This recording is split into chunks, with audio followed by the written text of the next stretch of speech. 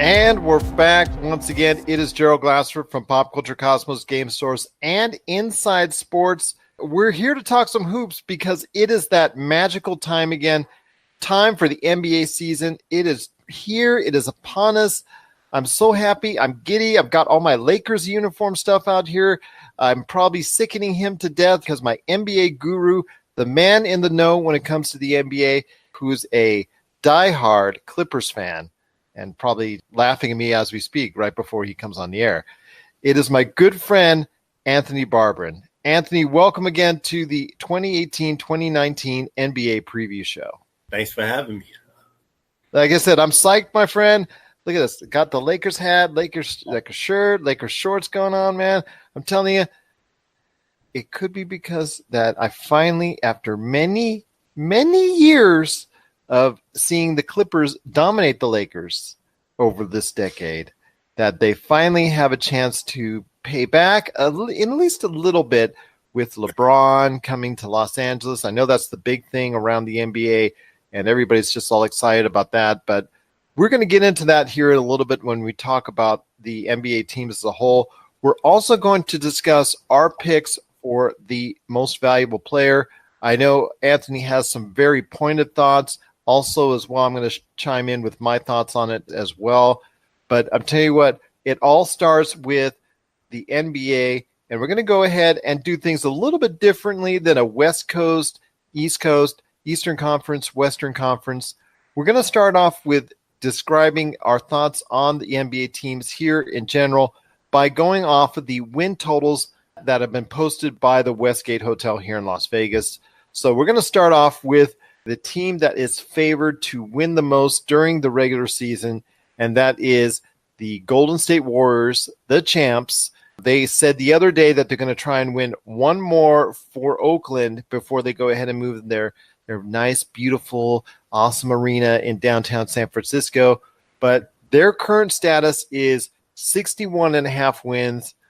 First off, my friend, what are your thoughts on the Golden State Warriors and over-under on 61.5 wins? I'm going to take the over. Not by a whole lot. I think they will get to somewhere maybe around 65 wins. I think they moved into the realm of saving yourself for the playoffs. It's kind of where you see where LeBron used to be in Cleveland, where it's like, oh, they're only winning 48 games. They're only winning 50 games, where they should be dominating. When you understand we're going to be in the playoffs. We're going to get one of the top 2 seeds. We don't have to stress ourselves out in the regular season. But they're so talented across the board. And their style of play just, I mean, the way they run up the score on you in the second half and the barrages that they get, they'll win 60-plus games. I think they'll get to 65. Are you concerned that their bench, at least at first glance, does not look as deep as it has been in recent years? Actually, it's been kind of whittling down for the past couple years as far as the players that they can rely on consistently time after time after the death lineup and after the All-Stars and Andre Iguodala. Maybe you can throw in Sean Livingston, and then after that, it just seems kind of hard right now to look for consistent players. Maybe Quinn Cook, maybe Jonas Jerebko, but like I said, right now it's getting a little bit harder for Golden State to continue supplying that bench with quality players due to the fact that they've got consistent cap holds with all the great players they have in their starting lineup. To me, unless they have a couple of significant injuries, I don't really think it's going to matter. I think they have at least enough to go 8 deep. And once that happens, they just have too much. Even if their bench disappoints a little bit, they have so much starter depth and starter talent that you can sprinkle 2-3 starters in with bench players just to continue to have, that quality on the floor at all times. So I don't really see, with that addition of Boogie Cousins and their lineup up and down 1 through 5 to start, it's just too much talent, even if they don't have a great bench. DeMarcus Cousins now entering the fray, although he is not going to be able to be eligible for games until he comes back from a serious Achilles injury. What do you think he's going to be able to provide when he comes back, which is probably around projected to be January, February, or March, most likely February or March? because of that serious injury. What do you think he's going to bring as far as a dynamic to the team? And do you think it'll be able to create a situation where it's just going to be a no-brainer once the playoffs come around?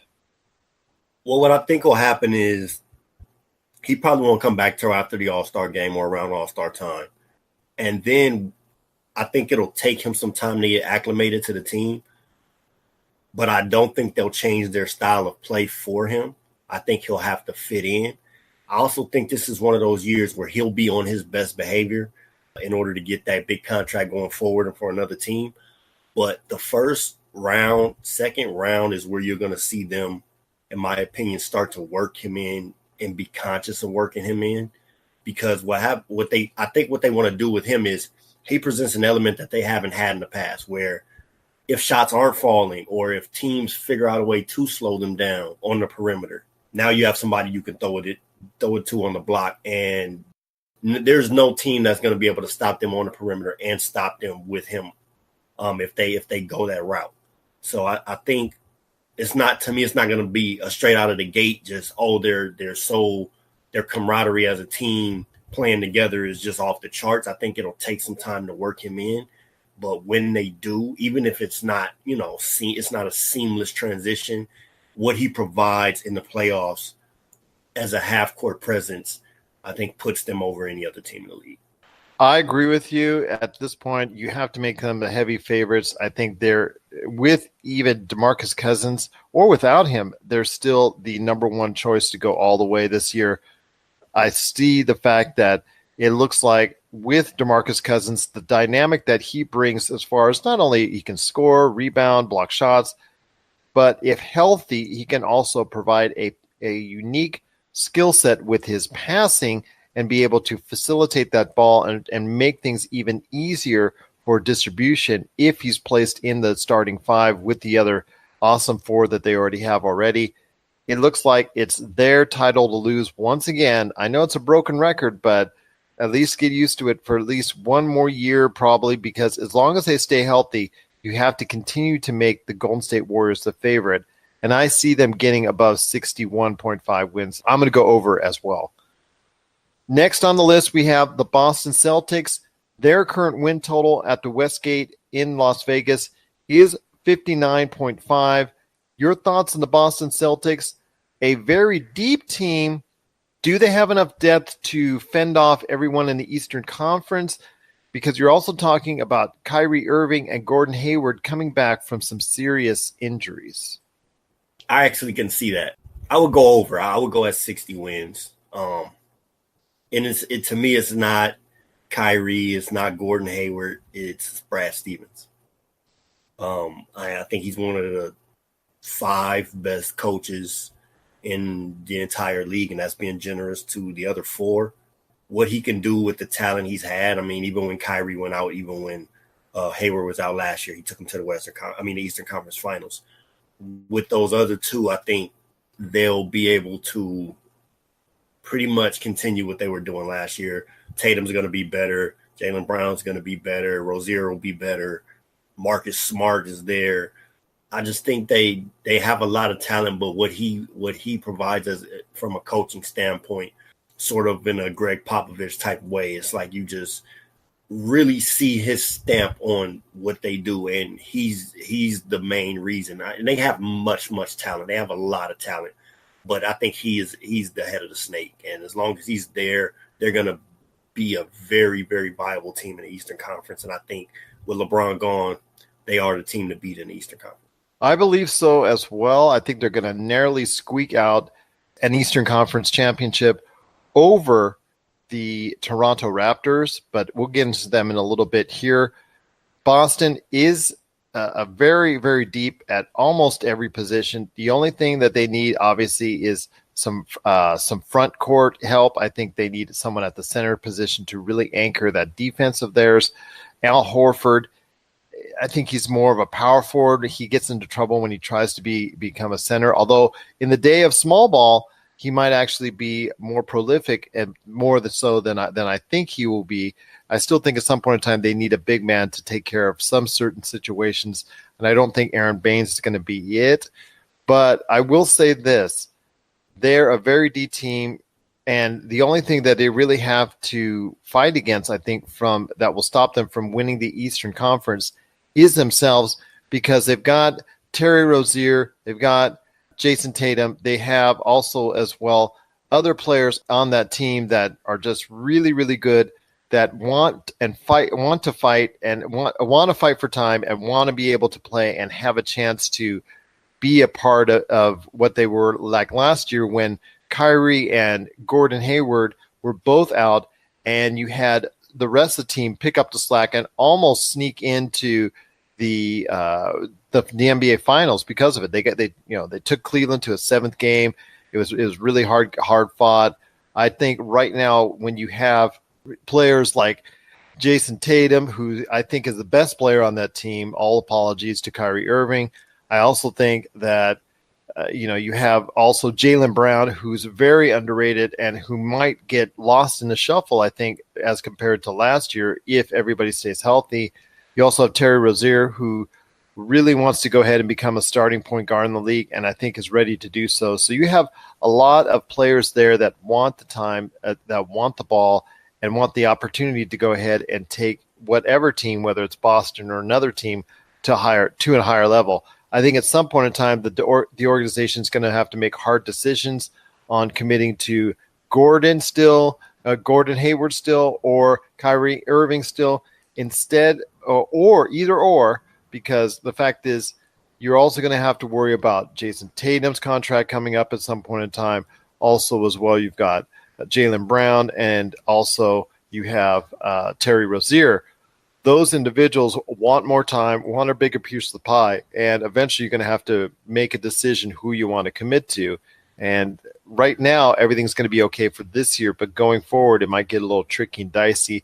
But those seeds will be planted this year with the team, I have a feeling. But as long as they can be somewhat cohesive, I think they will be the Eastern Conference champions. Next up on the list, my friend. So actually, one more thing. Boston Celtics, I think, are going to win about 57, 58 games, so a slightly under on that, slightly under.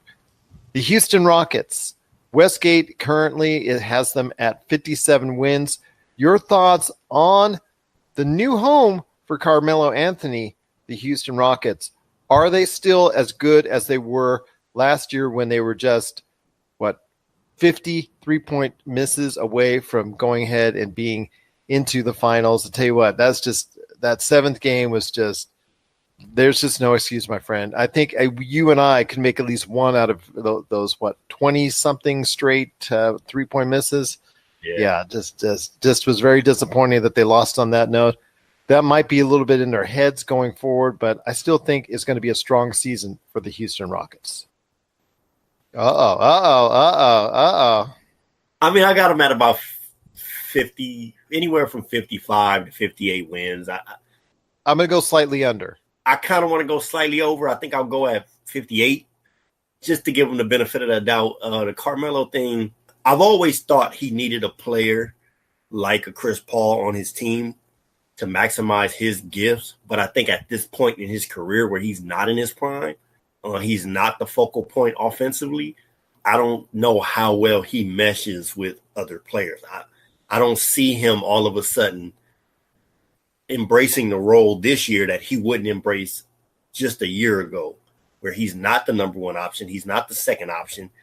Might not even be the third option on nights when Gordon has it going. He's not a prolific 3-point shooter, so he's not a great defensive player. I think he can be a better rebounder when he wants to be. I don't see how he makes their team better.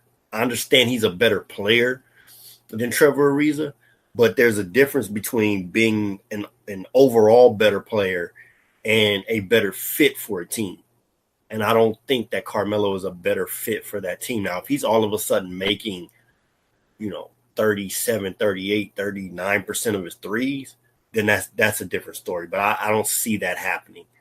And so because of that, I think you got slower. I think you got less athletic on the perimeter.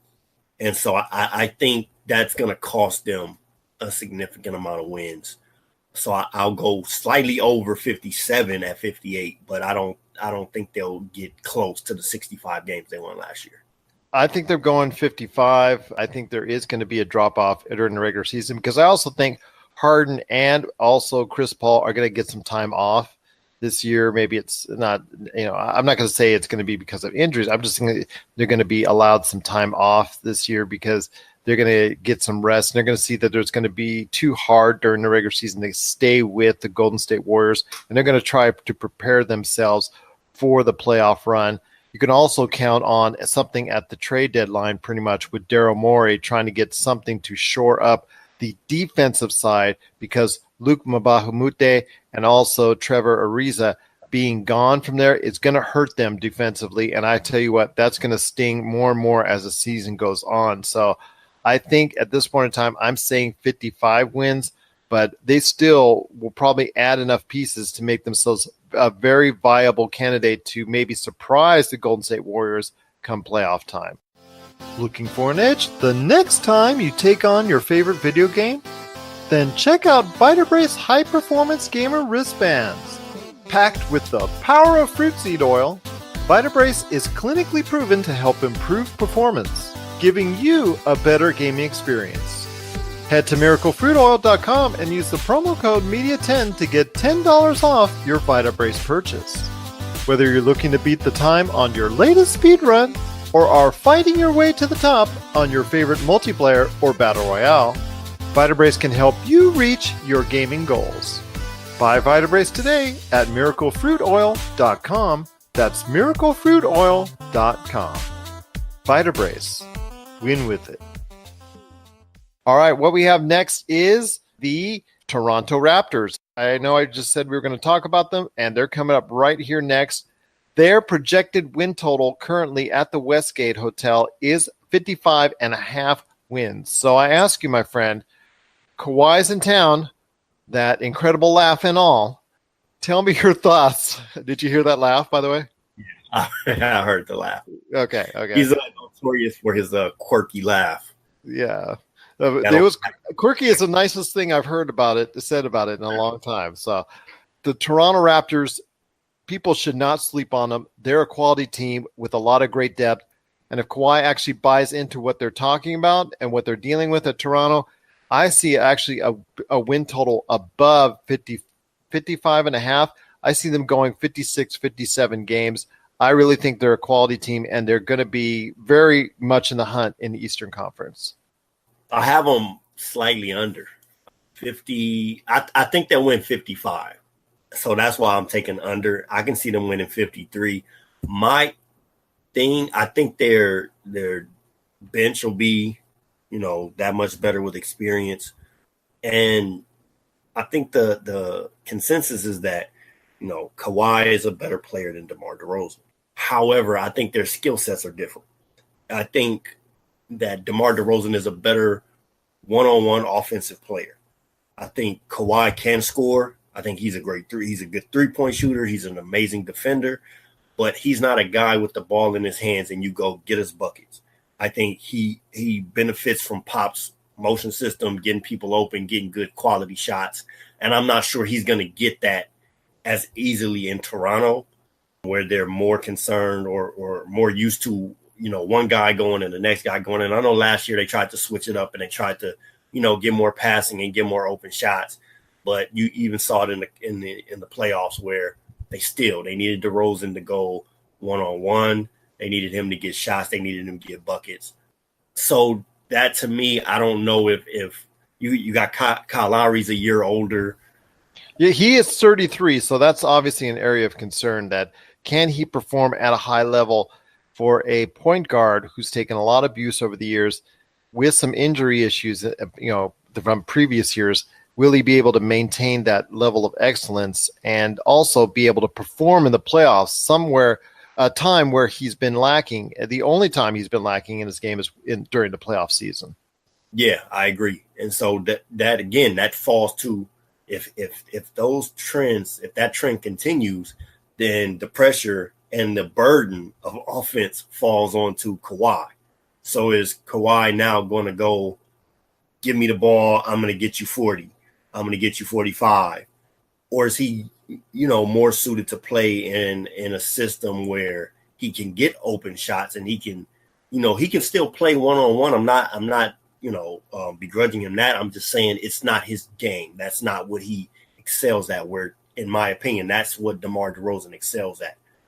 So to me, if that happens, if that burden falls on him more, even if Kyle Lowry goes down for a certain amount of time, how is that going to affect the team? So they won, I believe, 59 games last year.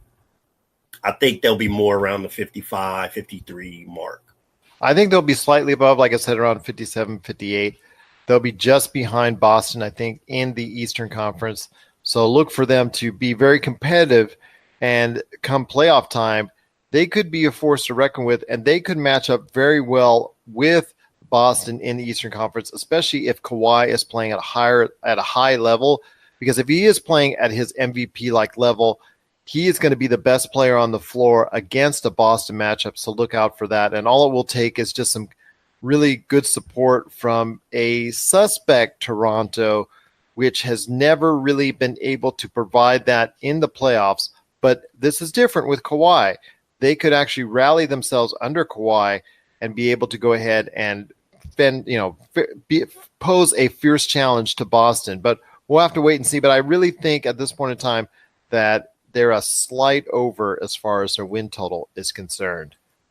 Next up, we have a very intriguing team, the Philadelphia 76ers, who are currently at 54 wins projected at Westgate. Your thoughts on the 76ers? My friend, I love Joel Embiid. I think he's an outstanding player. I hope his health just continues to get better, and I do hope we get to see him as fans and be privileged to see him because over the course of time, because I just think there's going to be all-star after all-star after all-star for him. Ben Simmons is awesome. Would love to see a jump shot at some point in time develop from him. But the situation where they lost two great shooters in Ilyasova and also Bellinelli, and you replace it now full-time with a Markelle Fultz who, I don't know, I guess the best way you can say it is suspect. You know what I'd love to see? I'd love to see a shooting contest between him and Lonzo Ball at this point in time and find out who would win. My money would be on Lonzo Ball at this point in time because Markelle Fultz has really struggled. He had his struggles in China so far, but they're going to continue to put him in there. They're actually putting him in to start the season in the starting lineup ahead of sharpshooter JJ Redick, which I think is not the right plan to do. Your thoughts on the Philadelphia 76ers? I think they got less depth. I don't think that's enough to really get them over the hump on 54 wins. I see them closer to 48 to 50, and I think they are below this year for me as far as their win total is concerned. I'm actually kind of high on Philadelphia this year. I just think with another year, I mean, your two main players were so young. For them to get that experience and how they failed against Boston in crucial moments, they were in all those games, most of those games, and it came down to the wire, and they lost at the end of the game. And I think those kind of experiences, I think that those are where you learn how to win. You learn what you did wrong, and you learn how to win. I think with the return of Hayward and Irving, they're not going to be there with Boston. I think that'll put them ahead of Philadelphia for sure. But I think Philadelphia, if they won 57 games, I wouldn't be surprised if the regular season, they're right there. At playoff time, I don't think they have enough. But the regular season, 55, 56 wins, I wouldn't be surprised. So I would go over. You said they were at 55? I would go over 55. 54. I would go over 54. All right. A brave man you are, especially with Joel Embiid's injury history. I just hope he stays healthy. And I also hope you're like, I see you already like it. They're all, they're healthy for most of the year. Yeah, I think I don't see a jump shot coming from Ben Simmons in the next 3 years. I think that'll be something he gets over the course of his career. But I think he'll be better than he was last year. I saw glaring weaknesses in his game last year that other teams didn't exploit. I think there was something about him going to his right hand. He mostly stayed left. And so I think he'll be better for, little things like that where he won't always go left. He'll go right sometimes. And I think he'll gain better post-up game. I think the other things will come more than just needing a jump shot. He does need one, but I think there's other aspects of his game that he'll improve on before he gets to that point where the only thing left is a jump shot.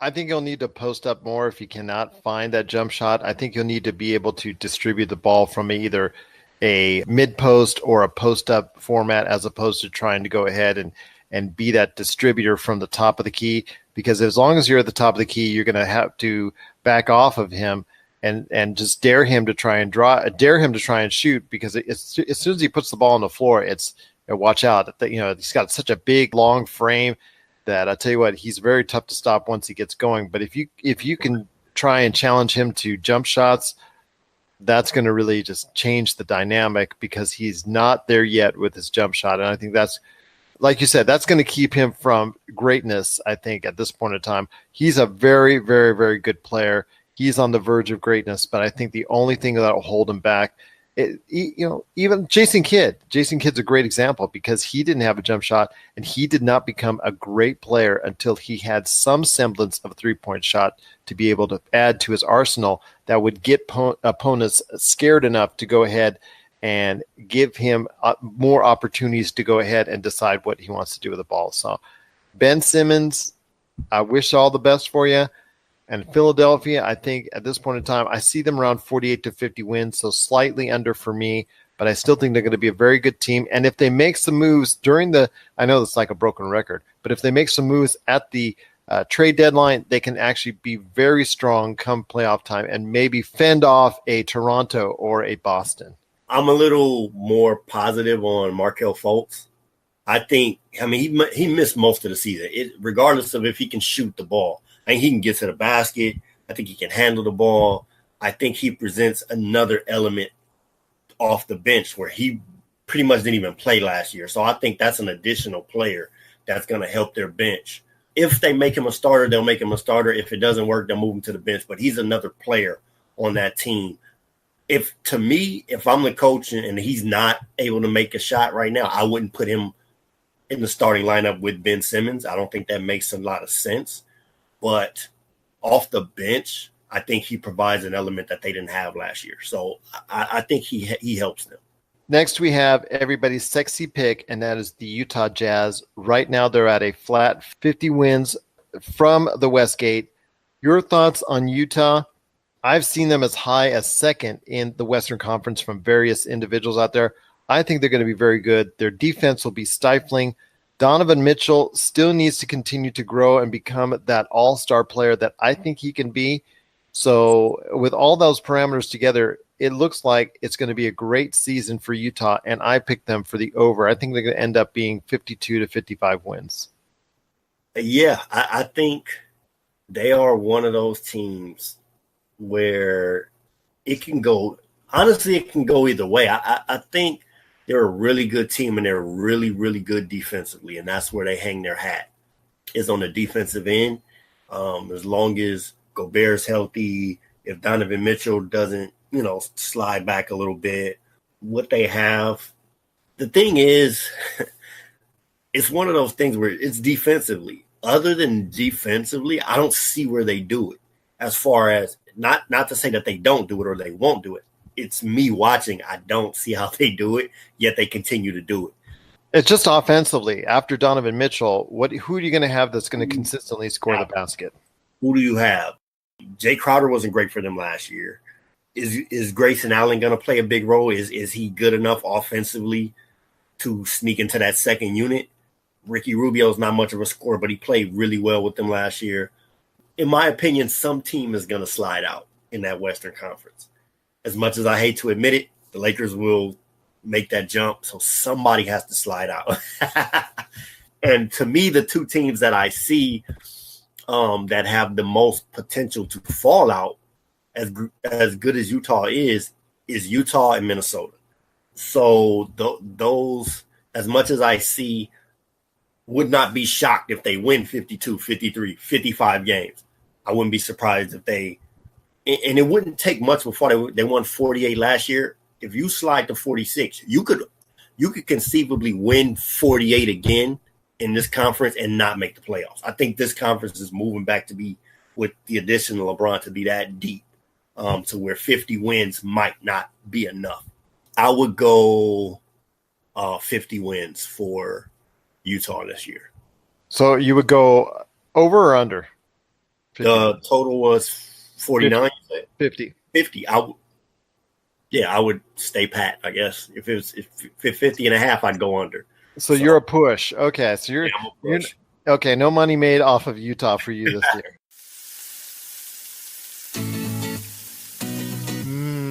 Nothing's better when grilling your favorite meal than adding some delicious Wheelie Q rubs, seasonings, and gluten-free barbecue sauce. Made with the finest ingredients, Wheelie Q products pack a ton of flavor to your meals, whether it's ribs, chicken, steak, hamburgers, fries, or vegetables. To get your hands on some of these tasty Wheelie Q items, head on over to www.wheelieq.com, and a portion of all profits made will go into finding a cure for spinal muscular atrophy. Inside Sports listeners, act now and get 15% off your order today just by entering the promo code POD5. That's POD and the number 5 at checkout. For the tastiest food on the grill, nothing's better than Wheelie Q items today at wheelieq.com. All right, next on the list, we've got Milwaukee Bucks at a 48.5 win total from the Westgate. In the next few picks, I just want to let you know, we have got a lot right around bunched up against each other, so there's going to be very close win totals.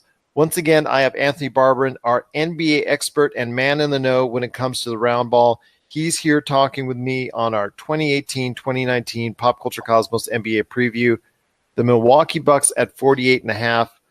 Giannis Antetokounmpo, he is really on the verge of doing some great things. Does he have enough support? It's always about that. He's been able to get by with a average at best jump shot, but it goes back to what we've talked about with Ben Simmons and others. He's still able to score 30 points a game, close to it, with a so-so jump shot. To take that next step and become that MVP elite caliber player that I think a lot of people are expecting him to jump to, I think he's going to have to shoot at least 35% from the three-point range. Can he make that leap, and can he push the Milwaukee Bucks to that 48.5 win total? Everything is going to have to, for me, run right for that team in order to reach 50 wins. I think they can do it, but he is going to have to play at such a high level that he's going to have to get some serious consideration for MVP. Yeah, I think I go over. I really like this team. I mean, last year where they struggled was on the road. They were under 500 on the road. They won, 25 games, I believe, at home. I think this year, you don't get the midseason trade with Eric Bledsoe. You get the full-time Malcolm Brogdon, Chris Middleton. You add Brook Lopez. I think this year, I have them at 50 wins. I think Giannis is only – and I was a Giannis skeptic early in his career. I saw the athleticism. I saw the length, the athleticism, but I wasn't sold on the skill. You weren't sure, like a lot of people, that if he was going to put it all together. Right. And the one thing that bothered me more than anything was his ability to shoot. And I don't ever think he'll be a great shooter, but I think he'll be a capable shooter. And he's a capable scorer. Like you said, he can score 30 a game. Where he has to turn it around, in my opinion, even if his scoring drops defensively. I think he has the ability. He should, with his length, his athleticism, be an elite defensive player. If he can I agree. His game to being good or really good on the defensive end, night in and night out, I think they'll win 50 games. And I think that pushes him and his team into another level as far as being in a contention in the Eastern Conference. I definitely agree with you on that. He has to be at an elite level defensively. There's no excuse with his athleticism, his length. He's 6'11", and he can guard 1 to 5. And he is that rare player that can do it all if he chooses to and if he wants to. And it's just about shoring up those little things in his game that will help propel him to the top. And as far as the MVP voting is concerned, I think at this point in time, it is going to be around 50 wins, maybe 49, but that's still an over for me. And I think they're going to do very well this year in Milwaukee. Whether or not that's going to lead to a serious playoff run, we'll have to wait and see. I'm sure you and I will go over back and forth on that. But at this point in time, I do see a strong season for the Milwaukee Bucks, and I do see them going over as well. The next thing we've got on the list is the Oklahoma City Thunder at 48.5 wins. My friend, everybody is picking them to do much better now that they have Carmelo Anthony off the team. But I want to get your thoughts and opinions on them because there's been some injury woes that they've suffered as of late. Russell Westbrook has already got knee issues, and it's not even the start of the season yet. He is going to come back, but it's still going to be an issue going forward throughout the rest of the season. You also have Anthony Roberson. He has gone down. His knee injury is still out. He's going to be out at least, I think another couple months or so. You've got some issues there. Your thoughts on the Oklahoma City Thunder? I've got them right now at around, I'm going to say around 47 wins, 46. So I've got them slightly under. Your thoughts, just because of the fact that their health issues aside, I think will prevent them from winning 48.5 games. Your thoughts on the Oklahoma City Thunder? 48.5 wins. Do you think they're going to be an over? Because a lot of people are picking them as a way over because of the talent that they still have on the team and the fact that Carmelo Anthony is no longer clogging up that locker room and making it such a volatile place. I do. I have them over. To me, they'll go. There's Russell Westbrook presents this level of competitiveness that, to me, propels the rest of his team. Some people don't like it because a lot of times it's him going, and sometimes it's so much that he does at times leave his teammates behind. But I think with the addition of Dennis Schroeder, I think if he's out for a little bit in the beginning, I think they'll be able to withstand that. I think they'll still be able to win games. I think Paul George is I think he's a number 2, but I think he's a capable number 2. I think he's a fringe one, number 2.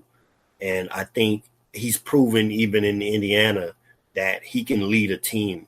So with Dennis Schroeder, who I think is a legitimate, point guard, I don't think he's a high-level starting point guard, but if he was to be your starting point guard on a team that's well built, I don't think you'd have a problem with that. So I think for this team, the addition of Dennis Schroeder really helps curtail that Russell Westbrook injury. I don't think Russell Westbrook, in my opinion, he's like Adrian Peterson. Yeah, he's injured. I don't think it'll affect him as far as what he'll be athletically and physically when he is back. I think he'll still be explosive. I think he'll still be fast and hard-nosed. I think his athleticism, he's one of those guys where I don't think that'll sap his athleticism. I think he'll still be Russell Westbrook when he comes back. So I have Oklahoma City going over. That's some great thoughts, again, from Anthony Barbarin, our NBA man in the know. If you have any questions for us here at Inside Sports, Pop Culture Cosmos, and Game Source, feel free to email us, popculturecosmos@yahoo.com. Also as well, Pop Culture Cosmos, Humanity Media, and Game Source on Facebook, Twitter, and Instagram as well. My friend, next up on the list, after that 48.5 wins, win total for the Oklahoma City Thunder is the Indiana Pacers at a flat 48. Your thoughts on the Indiana Pacers? I have them slightly over because I think they really added a lot of depth in their bench area, adding Tyreek Evans, McDermott, to go ahead with a more seasoned, as you were talking about with other teams, group of players that are now played a year together and it really looks solid. I think they're going to push towards a 49-win 50 type campaign. I think that they'll go above the 48-win total. Plus, hopefully now that he just got paid, Miles Turner will also perform at a level that I think he's capable of. Your thoughts on the Indiana Pacers? Their win total is 48. looks like it's a really solid number as far as that's concerned, leading from their really strong playoff performance against Cleveland, which I think they should have won that round from them. Your thoughts on the Indiana Pacers? Do you think they're going to go above the win total of 48 games? I have them slightly above at 49. Again, they're bringing back the same people they had last year in the starting lineup. Tyreek Evans, Doug McDermott. I think Sabonis will be better for another year and playing together. And I agree with the Miles Turner thing. I think shoring him up, getting him paid. I think he just signed $80 million, 4 years, $80 million. I don't think his ceiling is a whole lot higher, but I think it's higher than what he's been. I think he can easily be a 2010 guy, and I think the Pacers can go through him a little more offensively, but I think he can raise his level of play. I actually think he will. I don't know if he'll jump to where he should be, but I think he'll be at least marginally better than what he was last year, and I think that helps. I have him at 49 wins. That's like I said, I think that's right where I have them too, so slightly above on that factor as well. Next up on the list, we've got, here it comes, my friend, the Los Angeles Lakers, which are projected to be 13 games better than they were last season at 48. Your thoughts on the Los Angeles Lakers? Obviously, LeBron being there is going to be a big factor that weighs into that, and all the other, I guess, pieces that they added, are they going to be the right fit? What I've said before when I was on another NBA preview show is this: that ultimately the Los Angeles Lakers are going to develop over the next couple of years. Their development is based off of the 4 young kids that they currently have now in Brandon Ingram, Kyle Kuzma, Josh Hart, and Lonzo Ball. Their development is key, and how fast and how well they develop is going to determine exactly how good the Los Angeles Lakers can be in the short or the long term. I think right now at 48 wins, according to the Westgate, puts them in the 5th position, and I think in the Western Conference. And I think that that's just about where they're going to be, 48 wins. So I'm going to have to put a push on that, and I say 48 wins right on the dot for the Los Angeles Lakers. I'm not expecting them to be much higher, and I'm not expecting to be much lower. I don't think they're going to be in the top 4 seeds. I think 5th is a good spot for the Los Angeles Lakers in the Western Conference. As a Clipper fan, Laker hater. I know, I'm telling you, because it's really hard for you to do this, my friend. I know. Very difficult. I think that's low. I have them over. I have them at 51, 52 wins. I think LeBron, it's what he does. He takes teams and he puts them at a level far above what they have been. I think they won 35 games last year. I think they could have won more. You had Lonzo Ball go out for a while. You had Ingram miss a lot of time. I think Ingram is going to be probably a 20-point a game scorer this year. LeBron will get him easier shots. Rondo will get him easier shots. Lonzo will get him. He'll get wide open shots. The game will come very easy to him this year. And LeBron is what he'll do with that team. And yeah, it'll probably take some time before they mesh as a team, but they'll hit a stride. They'll hit a stride where they'll win games. I think they'll win 50 plus. You have them at 50 plus? I have them at 50 plus. I have them over to 48. And I'm telling you, folks out there, if you actually could see Anthony right now, him gritting his teeth as he actually said that, being the Clippers fan that he is, it was really hard for him to say that. I give you the highest of compliments for actually gutting through that, my friend. I'll tell you what, I hope you're right and I'm wrong when it comes to the Lakers this season. I just think that there's too much to overcome to make it that magical right away. Everything will have to fall in place to get over 50 wins. But like you said, you never know. LeBron's on the team, so anything is bound to happen. Check out what's been going on with the Pop Culture Cosmos Show and the PCC Multiverse. I see the potential for basically like another Netflix kind of paradigm shift where here comes this other major player. They have a ton of resources. Apple could change the way that entertainment is consumed. They say it's the only time this year that you'll have stars from each brand battling each other, and we know it's not going to be the case, but they like to say that, and more power to them, I guess. Well, it's a big first step, bringing all those superheroes together. There were definitely some parts of the movie that I really enjoyed, and then there were some parts that I thought just kind of fell short of expectation. Part of it has to be something to do with how it's being promoted, and this is a thing where audiences do not agree with critics. That's the Pop Culture Cosmos Show. And the PCC Multiverse, every week on the Podcast Radio Network and Apple Podcasts. And over a dozen of your favorite streaming and podcasting options. Coming up next on the list, we've got, after the Los Angeles Lakers at 48 wins, is the Denver Nuggets at 47.5. This has been everybody's go-to pick for a surprise team in the Western Conference this year. They look really stacked with some young talent that just barely missed the playoffs because they lost in overtime in that final game to Minnesota. Your thoughts on the Denver Nuggets? Jokic looks really good. I think he's going to be a really strong player, can really do it all, inside, outside, passing, rebounding, the whole 9 yards. As long as he's got a healthy contingent to go with him, I see them at above 47.5 wins. I picked them on the over on that. And I think they're going to be a really good team this year. Yeah, I think Millsap will be back for the whole season, presumably. Isaiah Thomas off the bench. They drafted Michael Porter. He probably won't play this year. But like you said, they won 46 games last year. I love Gary Harris. I love Jokic. I think this team will win 50 games. I don't see them as a surprise for me because they were good last year. The thing is with them, it's got to be like you were talking about with Milwaukee that had real problems on the road, I think you said. Yeah. Yeah. Their problem is outside of their own arena because they have that built-in advantage at home being so far up as far as the altitude is concerned. And a lot of teams that come in there, especially if they play in LA, if they play the Clippers, the Lakers, there's that dreaded, even with the Lakers and Clippers, there's that dreaded flight from LA to Denver and playing the next night on a back-to-back. That always kills the other team that's playing the Denver Nuggets. They have a built-in home court advantage that provides them a big-time winning percentage. The only thing that stops them is playing on the road. If they play more consistent on the road, I see 50 wins as well. Yeah, I agree. I think, again, another year older.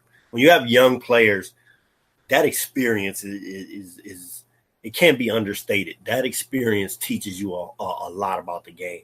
And a lot of people, if you never played the game, don't understand how much mentally it goes into playing. It's not just athleticism, not just talent. There's a mental aspect of the game, which is why a lot of veterans who have lost their athleticism and their ability to really do spectacular things stick around for so long.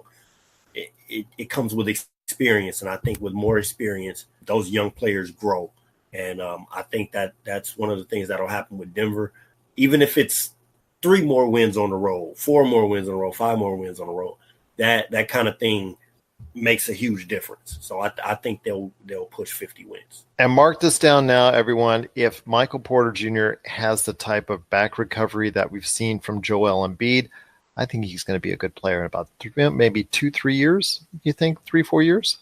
Yeah, I don't. If his back recovery, if he recovers fully from his back, I don't even think it'll take that long before he's a player that you want to see play.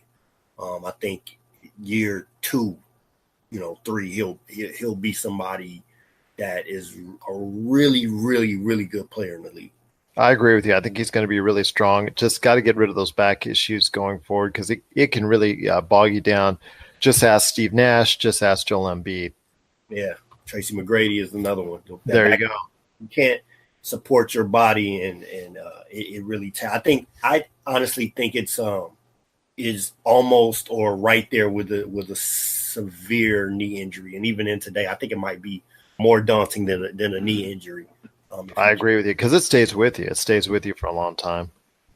Next on the list is the Washington Wizards at a flat 46 wins projected from the Westgate in Las Vegas. Your thoughts on the Washington Wizards? I don't know. I'll tell you, my friend, everybody's talking a lot of good things coming up for the Washington Wizards because the savior's there, and his name is Dwight Howard. Although I hear you laughing when I say that, so I was kind of being facetious. But if he could still give you 17-12 like he did last year at Charlotte and not blow up the entire locker room with chaos like he's been known to do, I'll tell you right now, I see okay things for Washington. Will they ever get to the point where they were supposed to be, I think, a year or two ago when we thought they were real favorites? I thought they were going to be really strong last year, and they kind of disappointed me. They kind of disappointed me. I'm not going to get bit by them again. I put them at just under around 45 wins, although I wouldn't be surprised if they go a lot higher and they just do it to show me up and just tell me, you know what, we didn't do it last year. We're going to do it this year because we now have Dwight Howard. I have them at about 48 wins. To me, but even before they got Dwight Howard, I think the Austin Rivers trade was huge for them because it gives them a combo guard that can play both guard positions, where I felt like last year they didn't have that. They didn't have a guy who you can come off the bench when John Wall's out of the game, or, I felt like when either one of them was out of the game, it was they really lacked in bringing somebody off the bench. I think he'll play a huge role on that team. I think he's good for them defensively. He can score. He can handle the ball. And again, he can play either one of those positions. I think he's one of my favorites in the Sixth Man of the Year race. I think he'll be in there. I don't know if he'll win it. I doubt he'll win it, but I think he'll be in the conversation for most of the year. I think that's a big addition, one of the biggest additions. And I think Dwight Howard is a big addition for them because as maligned as he's been throughout his career, he's done two things very consistently: protected the rim and rebounded. He's not gotten a lot of shots since he went to the Lakers. His shots have steadily declined. He's getting 7-8 shots a game. And to still be able to give you, 16, 17 points, to be top 4 or 5 in the league in rebounding and still be able to protect the rim, I think he offers something that, because of where everybody expected him to be, gets overlooked. But again, the locker room thing can happen. I think if that's not an issue, then I think there's never been anything wrong with his game outside of the expectations for what they wanted him to be. Well, like I said, just because I think they're going to spite me, they might do better. But at this point, I'm going to still go lower just by a couple games. Because at some point in time, they're going to have to, and I mean the backcourt of Beal and Wall and Otto Porter Jr., they're actually going to have to get together and produce something very strong like they did 2-3 years ago in order to go ahead and be the team I think that they should be in the playoffs and also going forward during the season. If not, I think it's time to break them up. I think if they don't do well this year, it's time to break them up. Another team that, well, actually, it kind of surprised me that they're thought of this low is the New Orleans Pelicans at 45.5 wins, coming off that strong playoff performance and that sweep of the Portland Trailblazers. Your thoughts on New Orleans, my friend? Is it the Rondo factor that people are kind of down on New Orleans? I kind of picked them higher because I think Anthony Davis is going to play at an MVP-like level. He's going to hopefully stay healthy the entire year, and that will mean great things for New Orleans as they get close to 50 wins. New Orleans is one of the harder teams for me to judge. Without DeMarcus Cousins, I think they play faster. I think they move the ball better. But when you lose Rondo, it does more than just take away a point guard. It also moves, Drew Holiday back to the point guard position where he seemed like he excelled playing the 2 last year. Playing off ball, less burden was on him. He could focus more defensively. He could score the basketball. And I think this puts him back at the point guard position where he's never been bad. Most of the thing with him has been his health. But I felt like last year he played at a level that he hadn't reached playing the point guard position. And I don't think Elfrid Payton is that guy. I love the Julius Randle pickup. I think that's really going to benefit them because I think he running up and down the court can really benefit from that style of play. But it's the wing positions that bother me. I mean, are you going to go with Etuan Moore and Solomon Hill as your guys? Mirotic is there. Can Mirotic fit, a bit better than he did last year? So they also, I believe, just traded Alexa Agensa to the Clippers for Wesley Johnson, which if he's going to start at the 3, I think is better than what they've had. So to me, they're a flip of the coin. 45 wins seems to me about right, but if somehow, they can withstand that Rajon Rondo move, then I think they can push 50 wins. But I would go with slightly over at maybe 47. You hit it right on the head, man, with a New Orleans Pelicans team that's going to be really tough to figure out because, like you said, they lost Rondo. And again, they have to have a full season of health and dominance from Anthony Davis in order to survive. If he gets hurt, all bets are off, and they could really be a really bad team going forward. But if he stays healthy, look out for New Orleans, especially if Anthony Davis gets some help. Right. Another team that's on the list here next is the Miami Heat. And no, I'm not taking my talents to South Beach, but the Westgate is actually, when they're talking about 43.5 wins, is this a little bit premature, thinking that a certain Butler might actually go to South Beach and taking his talents there? Because I think that's a little high based on the team that they have. And 43.5 wins is not something I think they're going to be able to achieve unless they get Mr. Butler, Mr. Jimmy Butler from Minnesota in a trade. If not, I think it's going to be they've got a whole bunch of average at best players, and I think none of them really stand out as a top player. And in this league, you've got to have someone that's going to dominate the ball at the end of games, that's going to want the ball and be able to take and make those shots at the end of games. I don't think Miami has that, and I think because of that, I see them as an under on 43.5 wins. But then again, all bets are off if Jimmy Butler ends up going and taking his talents to South Beach. Miami is another one of those teams I don't understand. They boggle my mind.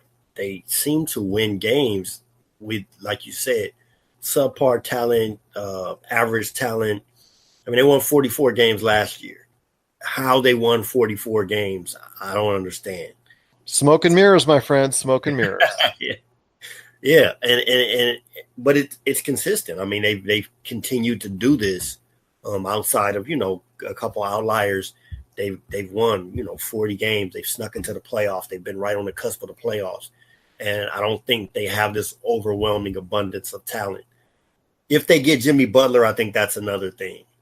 This is Dwayne Wade's last run, so I think that'll have something to do with it.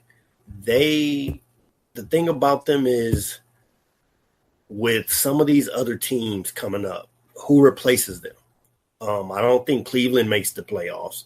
So for me, I think they probably push 43 wins to continue to stay where they were last year. I don't think they've gotten much better, but I don't think they've gotten much worse. But you would say it's slightly under because they're at 43.5, and you say 43 wins would be a slight under. Yeah, I mean, I would push 43.5. If they went 44, 43, I think they'll be right there. So I would give it a push. I'll go slightly over just to, give a decision. Winning that half game is hard unless you're in hockey or soccer. Right. Or actually in the NFL, because they early in the season, they decide to, really like ties and whatnot. But anyways, my friend, yeah, slightly over on that. I say it's under. I think those are still good reasons and valid reasons why on your part. But as an exceedingly average team on the roster, when you look at it, I just think at some point in time, other teams are going to take advantage of that and be able to go ahead and poke some holes in it, unless they get Jimmy Butler. And if they do, then I agree with you 100% on going over. The only thing for me is I don't see what team passes them. I think Charlotte doesn't get any better. Is it Brooklyn? Is it New York? I mean, Detroit, I think Detroit probably takes Cleveland's spot in their playoff run. But other than that, I don't really see any teams to push them to where they're really losing. I don't think it's a great they're a great team or a really good team. I just think it's a lack of talent down the end of the Eastern Conference to push them, away from those 44 wins. Watch out for those Atlanta Hawks. I'm just kidding. I'm kidding. We'll be talking about them much later in the program. Let's just give you a hint on that as far as their record is to be believed. But I will say this, the next team on the list is the San Antonio Spurs at 42.5 games right now, currently at the Westgate. When DeMar DeRozan came over in the Kawhi Leonard trade, you were thinking, okay, they still have a solid guard there, an all-star guard that is going to be aligned with LaMarcus Aldridge. That on the surface seemed to be fine. They've got DeJounte Murray, a burgeoning young talent, and thought, you know what? They're going to put up and make enough 20-footers that is going to nauseate everyone out there that's going to want them to shoot threes. But you know what? They're going to make enough 20-footers, and Greg Popovich is going to somehow skillfully maneuver them to another playoff run. Something happened along the way, though, however, in that DeJounte Murray got injured. Actually, also another injury as well to their rookie and also, I believe, a second-year player. Both James White and Lonnie Walker IV all have injuries. That's a lot of guards in your rotation that are hurt and are going to be hurt for a long time. I think it's going to impact them more than people think. I see them right now going below at about 38, 39 wins for San Antonio and really making Greg Popovich's beard just really that much longer, and it was from stroking it so much because he's going to be so frustrated at all the injuries and all the 20-footers that should be three-pointers going up instead. I got him over. It's the same thing for me as the Boston Celtics thing. It's Greg Popovich. They got Bellinelli back. I think they'll be able to skate by with Patty Mills playing the point. They really wanted to start DeJounte Murray and give him that opportunity and run with him. That's why they let Tony Parker go. But I think they have enough talent with LaMarcus Aldridge, DeMar DeRozan. Not high on Rudy Gay, but I think he does provide something. Patty Mills, I think, will be the guy who can knock down some threes. So will Bellinelli. This and that Jakob Poeltl. Will he step in? Will he provide something? Is Pau Gasol finally hitting that point where, he's done? I think they have enough, though, to get more than 4. I think they'll win 47 games the way they always do. I just think Greg Popovich provides something that most other teams don't have, which is a mind for the game. And I think, there was a lot of turmoil with the Kawhi Leonard thing last year. And I think they will have gotten away from that and back to focusing simply on basketball. And I think DeMar DeRozan is good enough to get you some wins. So I think they'll be at about 47 wins.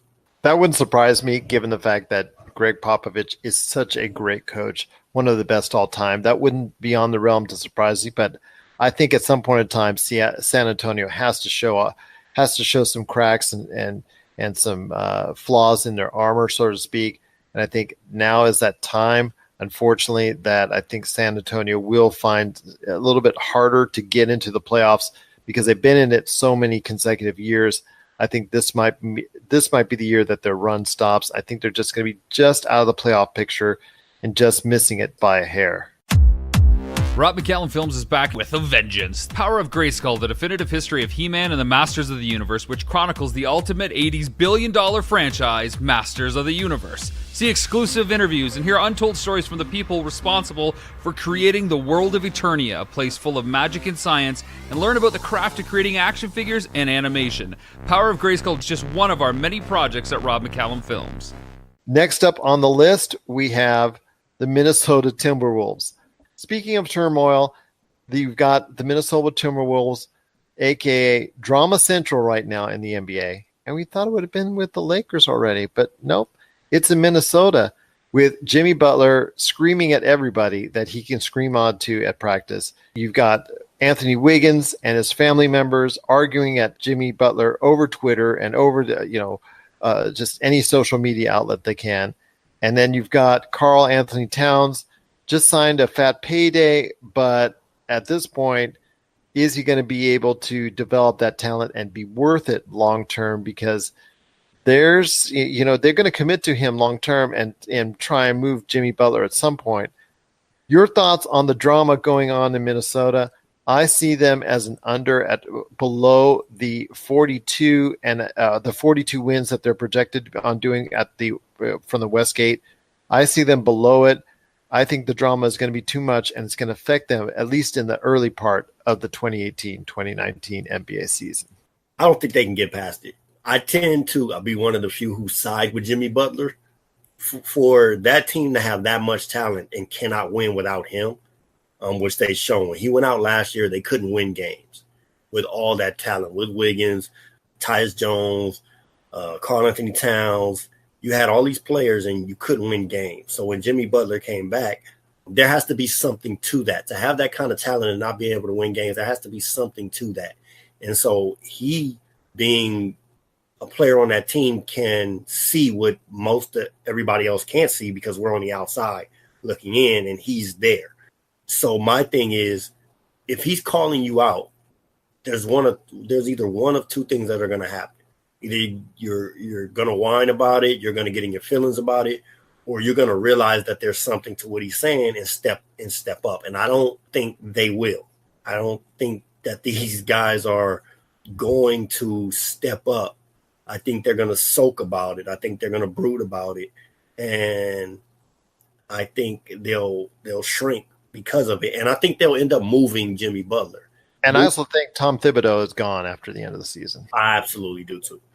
I think even if they move Jimmy Butler, I don't see them being able to win games. Like, there's nothing that shows me if they moved him before, I think the season starts Wednesday, if they moved him, what have they shown to make you think even Jimmy Butler being gone is going to help them win games? Even if they he's like, who are they going to get back for him that is going to make either Karl Anthony Towns or Andrew Wiggins the leader that's going to put them into the playoffs, that's going to, take that franchise by the collar and lead them where they're supposed to go?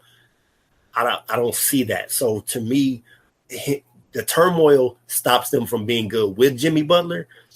Jimmy Butler being gone, if they do trade him, stops them from being good because he's gone. So I don't see either way them being good. So I go under. Fair enough. Drama Central is there, and I'm glad to see it continuing because it's kind of juicy every now and then to see something outside of Los Angeles Lakers area and the Staples Center have more of the spotlight on it when it comes to drama. Although, give the Lakers half a chance. If it does go sideways in Lakerland, that will probably become even more juicy there in LA. I'll tell you that for sure, because you have Rondo, you have McGee, you have LeBron, you have all those personalities that are there, Lance Stevenson, Michael Beasley.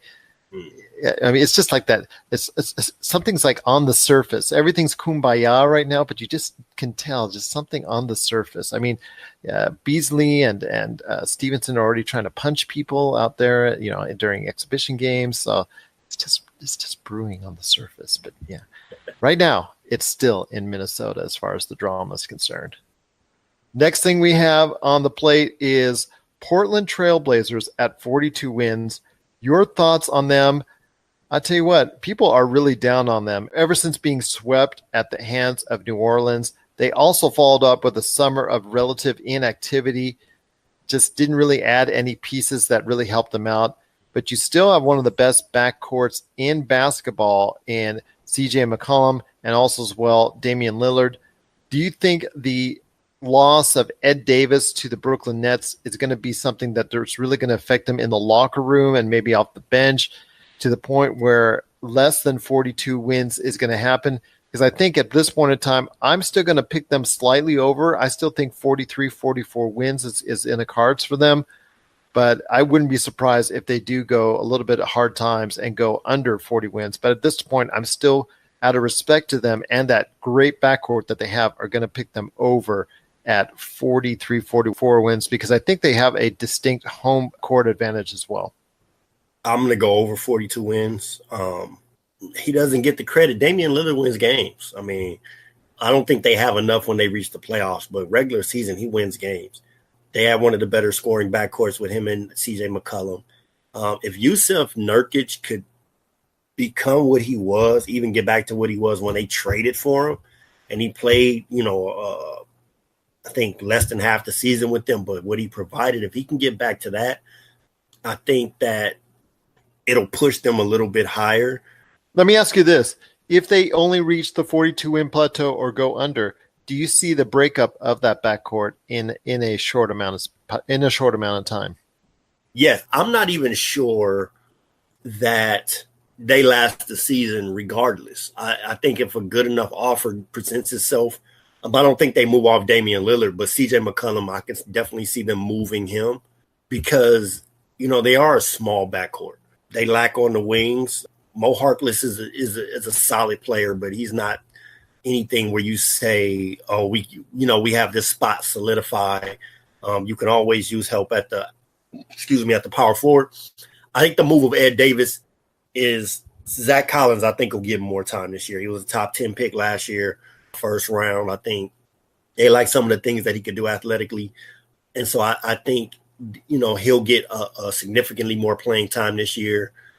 Seth Curry is there. If he's back, if he's healthy, he can provide some scoring, some shooting off the bench. I've always liked him as a player. I understand who his brother is, but as a player, if he was not named Seth Curry, I still think he would be a very good player and someone to watch out for because he does have a great game. Right, I agree. They drafted Gary Trent Jr., who's a shooter. So I think they are still in a position to be who they've been. The question, one that you presented is, mentally, is that sweep going to bother them? Is it going to get in their heads? I don't think it will, but I think they're good enough to win more than 42 games. They're offensively explosive enough to win 40-plus games. They have 2 elite scorers in the backcourt. I think that there's a possibility that they do move off of McCallum if a good enough trade presents itself. But I would go over 42 wins for Portland. Like I said, for me, it's a close call, but I put them slightly over just because they are so good at home. I think it's almost as good of a home advantage as you see in Denver because they at the Rose Garden, they just seem to do so well there, especially against the Lakers over the course of time. They just never seem to buy a win there. And the next team we have on the list is the Detroit Pistons. And no, I'm not going to shout Detroit basketball, but I will tell you that Westgate has them in line for 38.5 wins. Your thoughts on them, because I think they should be a better team than they have been. I think they should have been a better team last year. I think when they were in that first round with Cleveland, everything was on a high. They were improving, but suddenly went off the rails. Stan Van Gundy's out, and they've got a new coach in there. Obviously, that coach is the reigning coach of the year, and why he is still not coaching Toronto is still beyond me. But I will say this, with Dwayne Casey there, my friend, I think things are looking better, and I've got them above 38.5 wins. And I know you mentioned them earlier as really doing well this year, and you think they're going to be getting an Eastern Conference playoff spot. So your thoughts on how good Detroit basketball can really be this year in the NBA? Yeah, I see them above 39. I mean, they won 39 last year, so I don't think 38 wins is kind of fair assessment of them. I think you're getting Reggie Jackson back. He missed a lot of last year, which I think cost them a lot of wins. I see them about 44 personally. Yeah, I definitely can see that. I wasn't going to go that high, but even 44, I wouldn't be surprised. I had them more at maybe 42 wins. But, with Dwayne Casey, I think where they really lack is the bench. I don't love their bench. I like Ish Smith, but there's not really a lot there, especially as far as putting the ball in the basket. But I like Reggie Jackson there. I think with a full training camp with Drummond and Blake and Reggie together, I think that they can be a legitimate team and win some games. I don't think 38 wins. I don't. My problem with 38 wins with Detroit is the rest of the competition in that at the bottom end of that conference. I don't see other teams being able to do much to stop the teams that are currently there from staying where they are. So I have Detroit over 38. I believe so as well. I just think, like I said, there's just too much talent there with Blake Griffin and Andre Drummond, one of the best front courts in the NBA. very good rebounding. I don't know how you're going to get some offensive rebounds there because those two are just really good, especially Drummond on the boards. If Blake Griffin can show that he's going to be the player that he once was with the Clippers in his heyday, when he was, I think Chris Paul was injured and he was doing a lot himself to facilitate that ball, getting a lot of assists, things of that nature. If he can actually perform at anywhere near that level, I see great things in Detroit as far as a lot of improvement over the 38 win projected total that they have right now. Next on the list, we've got your fabulous Los Angeles Clippers, my friend, at 37.5. They're one of the most perplexing teams for me when I look at their roster because they, even trading away Austin Rivers, they still have 500 guards on their team, and they still have to alleviate that logjam. Their wings are almost non-existent after Tobias Harris.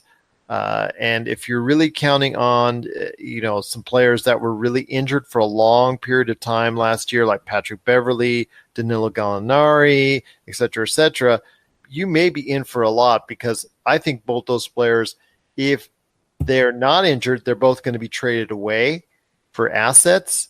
And I really think at this point in time, the Clippers early on, if they aren't winning, they're going to go, I'm not going to say necessarily into tank mode, but I think they're going to go ahead and reevaluate the team that they have and start playing the young kids more because I think Shai Gilgeous-Alexander is going to be a really good player in the league.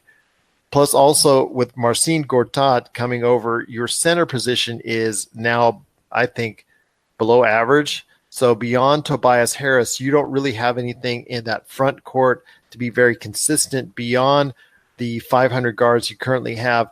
And with all the guards there, how is Lou Williams going to get enough time as your main player and as your main offensive threat outside of Tobias Harris? Is he going to get enough consistent time, or is he going to be traded away himself? So I think the Clippers, and I wish I could be more positive on that. I will tell you this.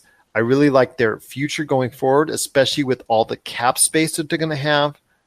But I think they're going to go under this year and get a really nice high draft pick. I think they're going to sell off a lot of assets this year, and I really think that 2019 is going to look really good as a bounce-back year for the Clippers. You're kind of agreeing with me, I can tell. Okay, this is my thing. I have a different outlook on them. I think with Jerry West, and this is honest, I think he has that Laker mindset where it's not about building from what you have. It's about acquiring what's out there. I think they definitely have an eye on Kawhi in that situation. I think that's something that they really, really are going to try hard for, and maybe some other players. They're going to have a lot of cap space, like you said. I would love for them to move Gallinari. I don't think they will. I don't think they can because he's still got $40 million left on his deal. But Beverly is, I think, in his final year. Could be. To me, I just don't think his cap hit is significant enough for them to necessarily feel like they need to move him. And I think, but the playing time of the rookies might necessitate that. True, and Avery Bradley as well. My opinion about the Gilgeous-Alexander draft pick, I think they made that draft pick, which I believe they didn't originally draft, and they traded for him after drafting one of the Bridges guys. Yeah, one of the Bridges. And this was a guy who reportedly Toronto was very interested in Gilgeous-Alexander. To me, that move is made in mind to possibly offer him if things do not go well in Toronto or they don't feel like he's going to resign, to make that move. And if that's the case, if that's their mindset, I don't think they move off Avery Bradley or Patrick Beverley, because what that provides them, if they are able to get somebody like Kawhi or even a Jimmy Butler, is what they can do defensively on the perimeter with a Patrick Beverley, who's an elite defender as well as Avery Bradley. Tobias Harris, I've heard, has been in some trade talks, for Jimmy Butler. So he might be a guy they're willing to move off of simply because they can move off of him. Lou Williams, I think I felt the re-signing of Lou Williams last year was so that he'd be available under contract to trade away. If everything goes awry, then I think they move to a point where the young guys get more playing time.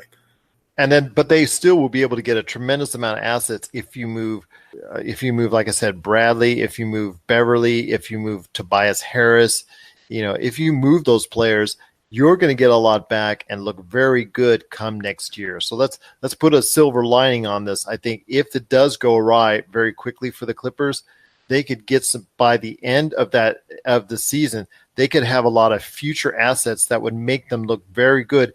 If not, they might have, like you said, a possibility to get in a trade Jimmy Butler that might make them a playoff team.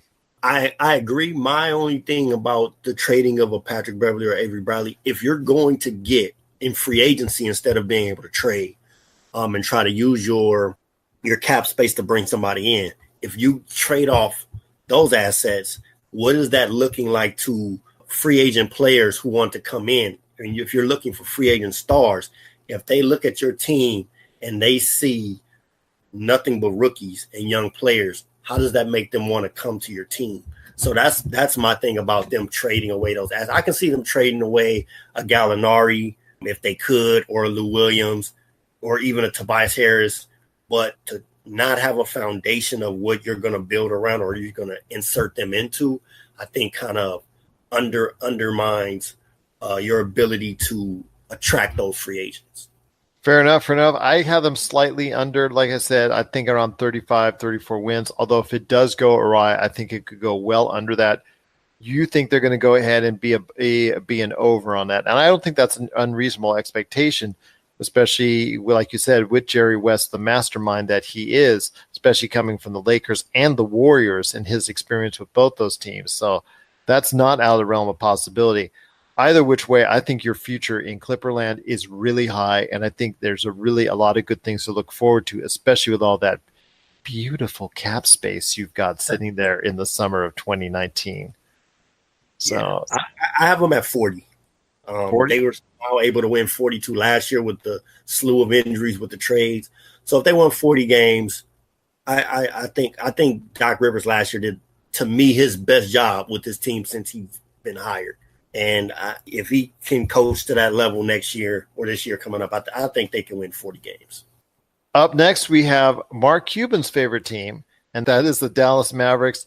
They're ahead right now at an even 36 games on a win total that is predicted by currently the Westgate, as far as the Westgate Hotel out of Las Vegas. Your thoughts on the Dallas Mavericks? I think a lot rides on the future of Luka Doncic and also Dennis Smith Jr. We all know that Dirk Nowitzki is Dirk Nowitzki. He's already done. He's a great player, Hall of Famer, first ballot, not a problem. One of the best, if not the best, foreign player to ever play in the NBA. But you see him hobbling up back and forth, and to me, it just looks very sad. He just looks he looks like he's so uncomfortable. He looks like in so much pain as he's going up in the court. And you know what I'm talking about, because it's such a fast-paced game now, and to see him bringing up the rear, waiting for a three-pointer, and just see him hobbling there because you know he cannot extend his legs what he once could when he was a younger individual, it's just hard to watch. But he can still provide something, at least a little something from the outside for you. But overall, I think you're riding a lot on Luka Doncic and Dennis Smith Jr. to get you to that point, because Harrison Barnes, Wesley Matthews, DeAndre Jordan, that actual lineup does not scare me in the least, especially with DeAndre Jordan now getting up there in years.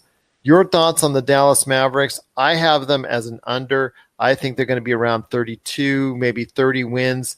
Your thoughts on them? Do you think they can actually reach the level of 36 wins? Do you think they can actually even go higher and have some type of hope that they can make the NBA playoffs this year?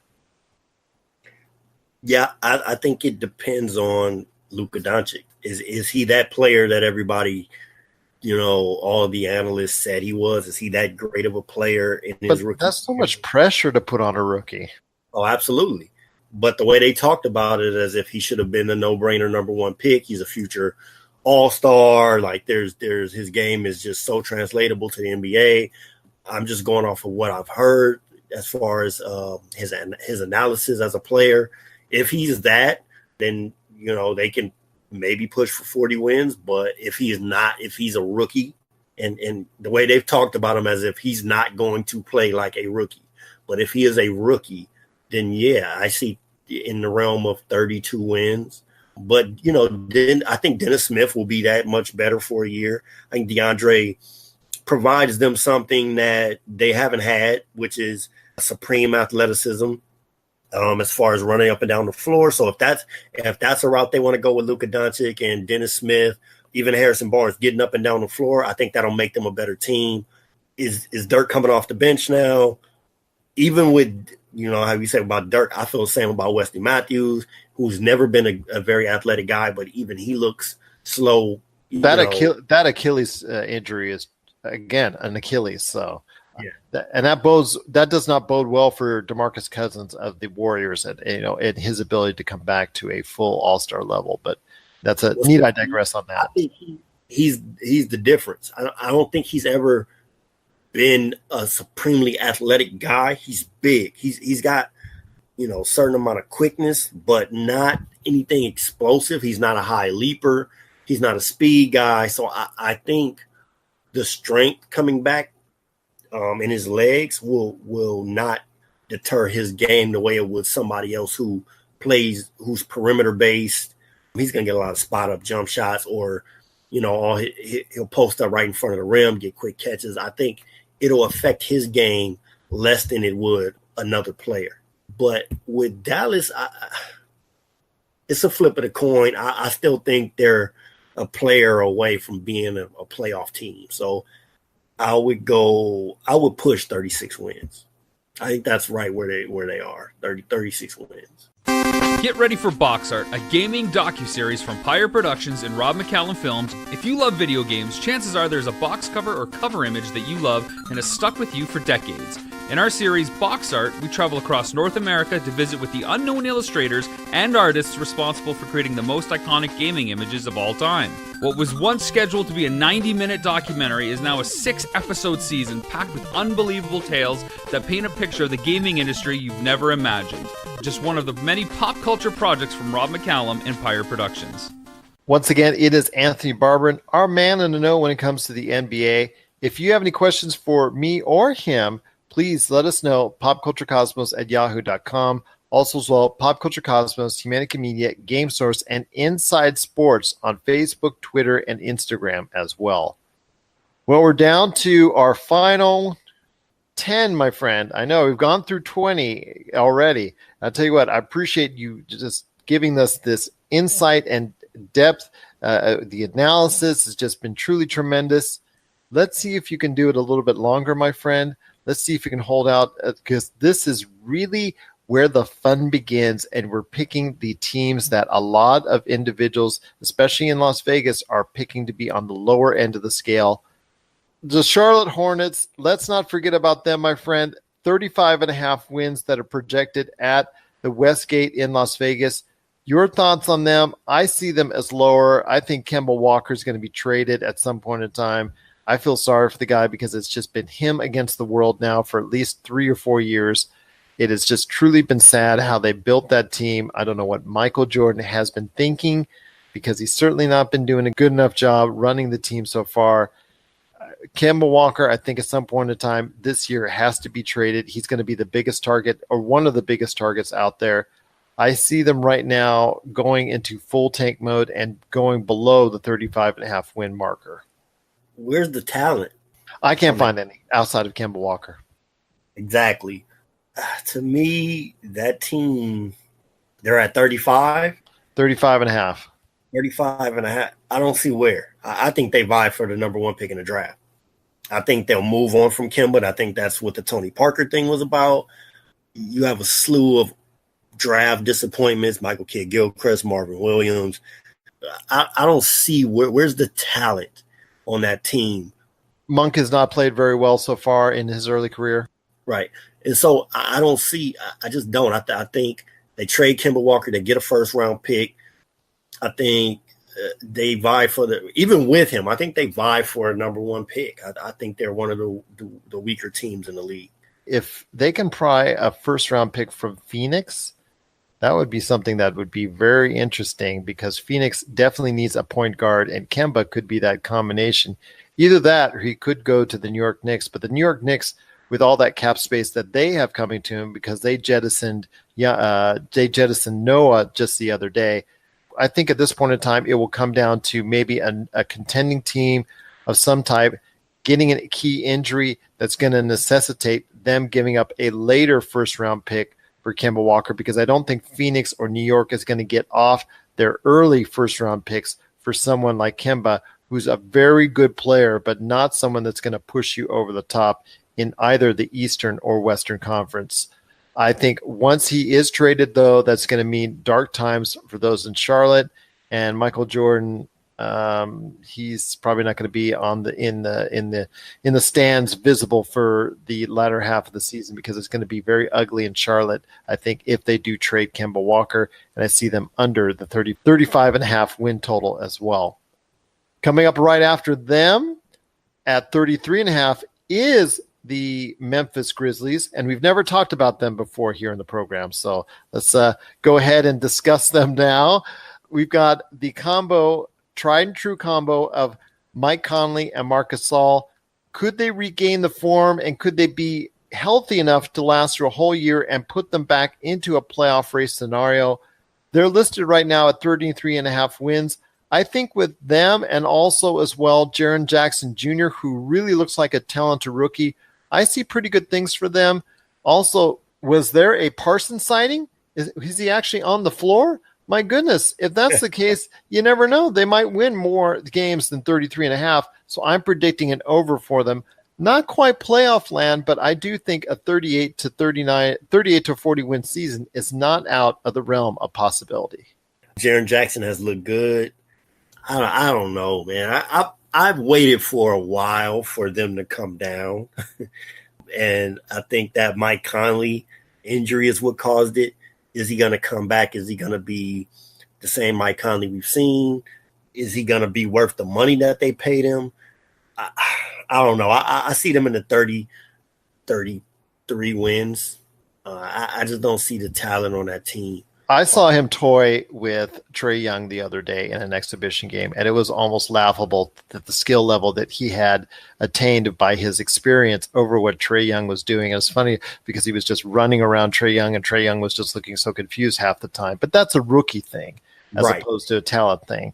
But I think at this point in time, if they remain healthy, I think it's going to be a done deal above the 33.5. Are you over or under on that?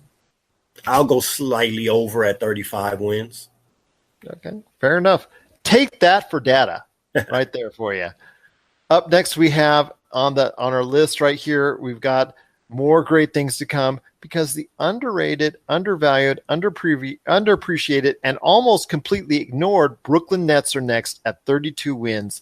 I think this is a very intriguing team because it can go really either which way. I look for them to go up above the 32 win total, because I think, you know why? Because their coach is very unheralded.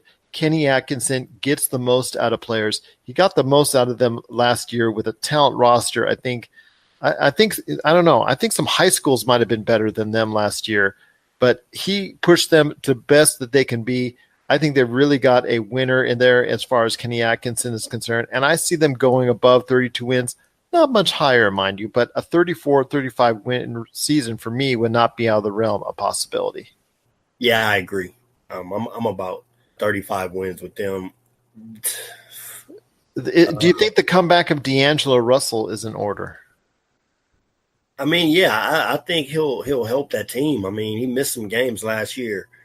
I think if he's healthy, could really help them. They brought in Napier.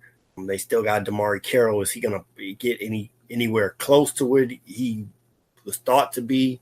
Can Allen Crabbe play a little bit better? I think any one of them can play a little better. I think they got Kenneth Faried. Can some of these players, help push them over a few more games? Yeah, I think so. But I think they won 28 games last year. 33, 34 wins is probably where Brooklyn will end up. I think they will play their hearts out either which way because Kenny Atkinson gets the best out of players. And whether they win 25 or they win 35, I think you're going to get the maximum amount of what that talent roster can give you. And I think that's the most you can ask for when it comes to the Brooklyn Nets. And I think that's really something that bodes well for the future, that if you get talent around them and they're finally moving off all those bad trades that they did previously, they're starting to have their own picks again. They're starting to get some free cap space.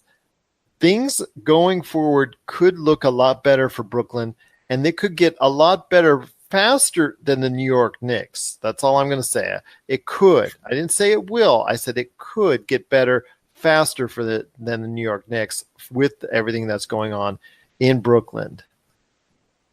Next we have, wow, what a drop. The Cleveland Cavaliers, my friend, 31.5. No LeBron means no fun in Cleveland. I see them as an under at this point in time because Kevin Love, expecting him to be the cornerstone and the key to your offense at this point in time, is asking a lot for someone who's been repeatedly injured for serious amounts of time. I see them as an under, getting about maybe 25 to 27 wins. I hope I'm wrong. I hope they can go ahead and be competitive without LeBron. But your thoughts on the Cleveland Cavaliers at 31.5? Is it an over or is it an under for you, my friend? It's an under. We've seen what they were without LeBron. We saw what they were with LeBron. We saw what they were without LeBron. We saw what they were with LeBron. And once again, they're going to be without LeBron.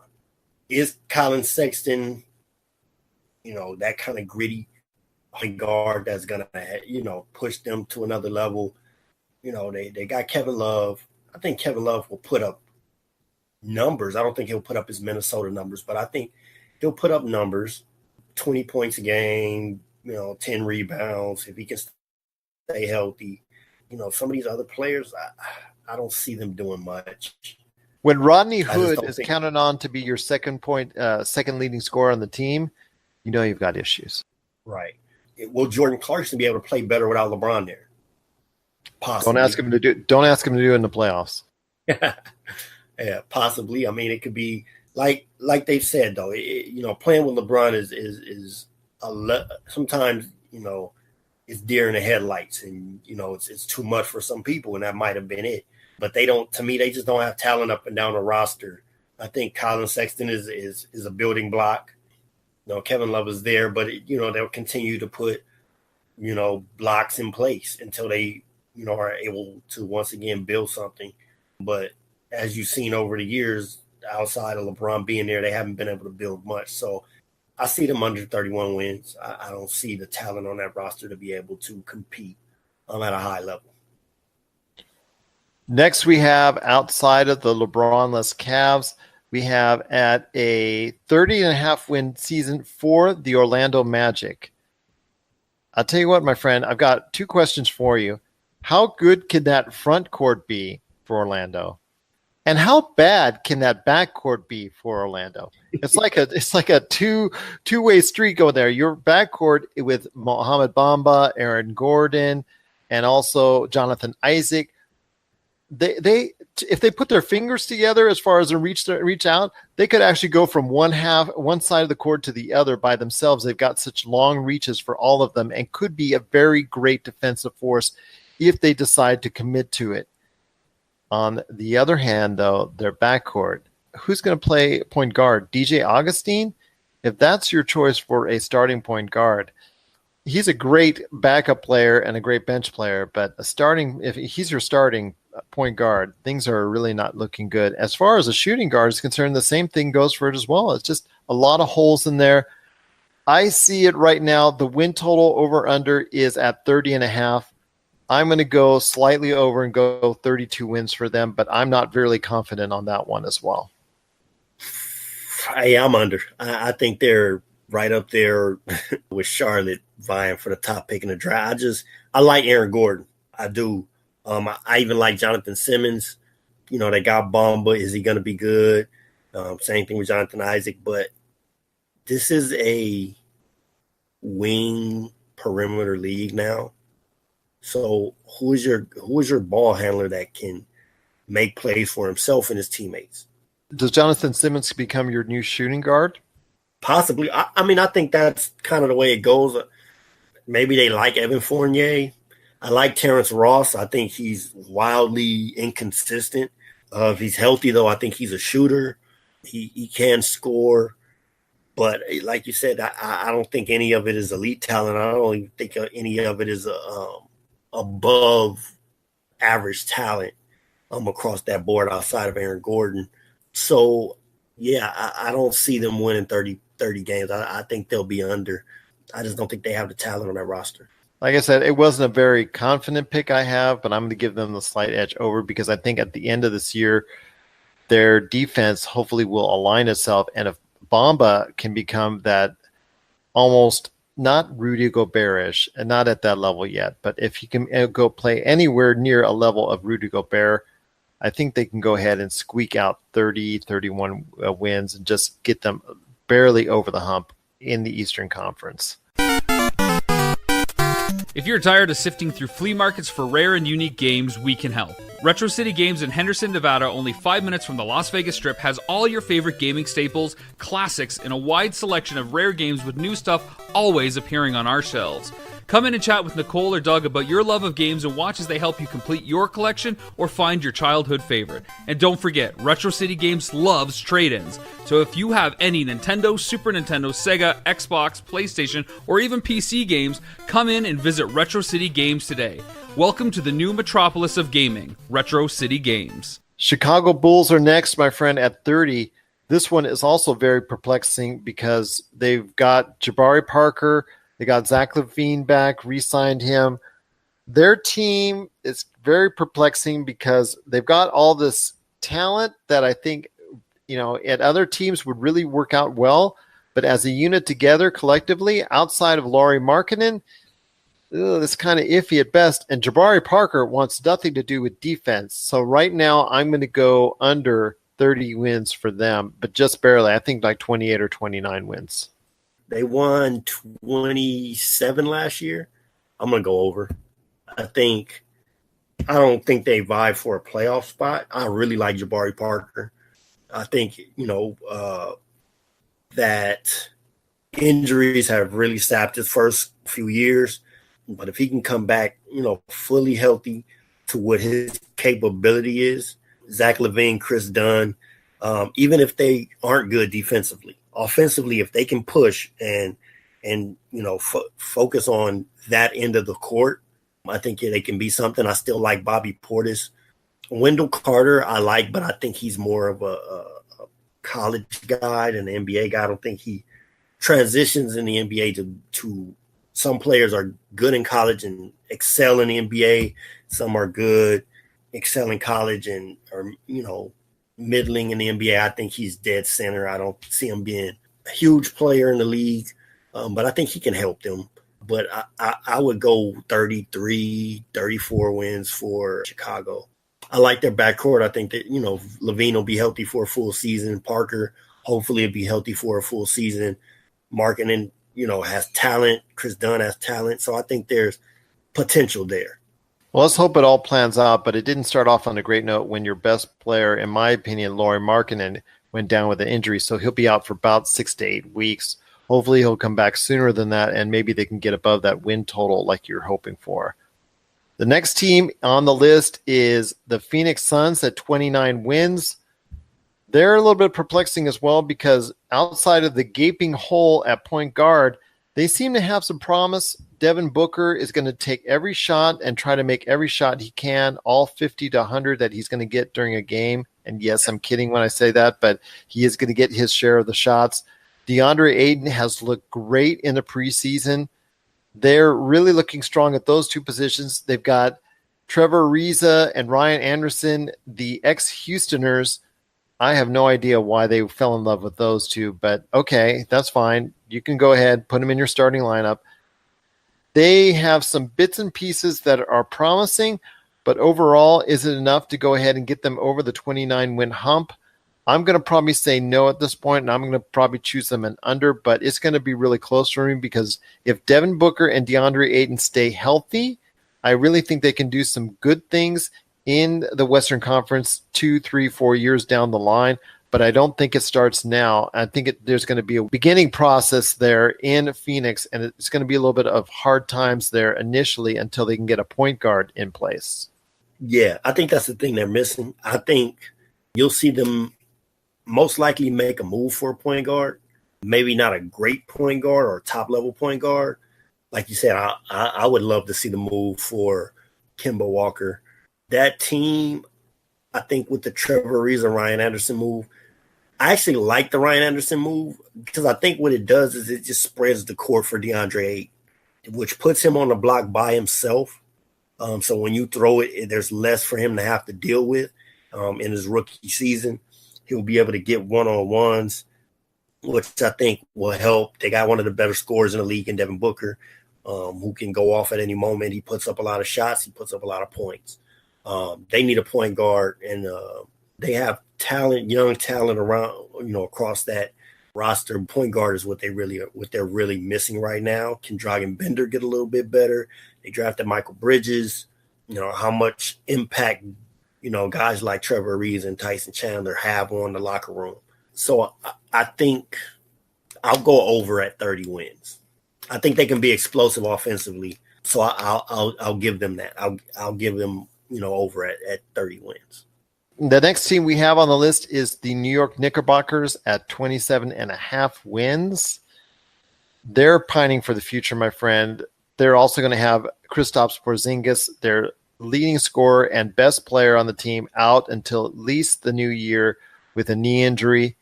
Your thoughts on the Knickerbockers? They did, like I said, clear some cap space for the future by getting rid of Noah, although that's going to stay, for at least year over year. They're going to space it out, so it's going to hurt them a little bit, but they wanted more cap space for the front end going forward to try and see if they can lure maybe a Durant, maybe a Kyrie Irving, what have you. Your thoughts on them? Kevin Knox, much beloved player during the summer league, is one of the favorites to be possibly the rookie of the year. I see this as a hard season for the New York Knicks. I see them going ahead into full tank mode, and I don't see them winning 27.5 wins unless Kristaps Porzingis comes back sooner rather than later. Yeah, I think they have some talent. I think, I think they're missing in some other spots. I like Tim Hardaway. I like Enes Kanter. Trey Burke will get a shot. I'm very interested to see Mario Hezonja play on a team that's going to let him play. I was high on him in the draft. Thought he's a guy who has athleticism, can run the floor. He has some talent. So I'll be interested to see him as, not that it's much better, but out of the black hole that is Orlando. And I'm interested to see Kevin Knox play. So I think I don't have them winning a lot of games. I still think, 28 games is what I see from New York, but I think they're an interesting team. If Kristaps can come back early, then maybe they can push for 30, 32 wins, but if he's going to miss a significant amount of time, I don't see them winning a lot. And honestly wouldn't be surprised if they decided to move off of him. I heard that they weren't picking up his rookie option or, his rookie extension. He's been hurt through his first few years there.